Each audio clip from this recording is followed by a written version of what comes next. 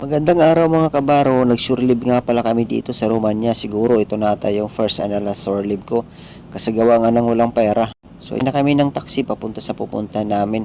Siyempre alam nyo naman kung anong pupuntan lagi ng mga seaman.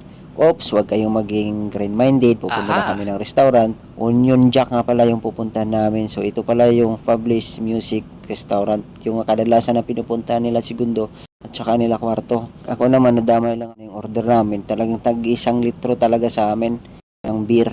Wala na akong magawa. Sinadamay lang ako. Sa libre naman to ni Segundo at saka ni kwarto. So, ibig sabihin, nakalibre naman tayo sa shore leave. Libre pa sa taxi. Libre pa sa inumin. Libre pa sa pagkain. Saka pa niyan, uwi ka pa niyan. Talagang buti na lang may nakasama ko dito na si kwarto at saka si Segundo. Bali, libre na lang nito kasi first month ko pa at saka wala na nagsisilpi-silpi na kami dito kasi siyempre pauwi na nito si Segundo. Parang dispedida niya rin to. Ito yung mga trip na mga kasama ko. Sa lahat na ng gastos nila, nagkakahalaga lang pala ito ng $100. Baka kasi mayroong magtanong.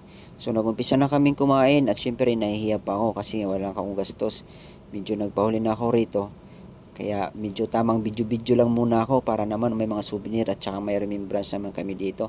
Kasi bihira lang naman ito yung pagkakataon na makakalabas. Kasi minsan pag makalabas ka naman, minsan limited yung oras nyo. Kaya sinulit na namin.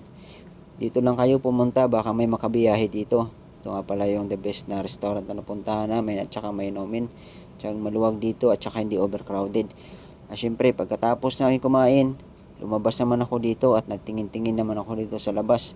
Kasi napakaganda talaga ng area at saka nakaka-refresh at saka overlooking naman dito.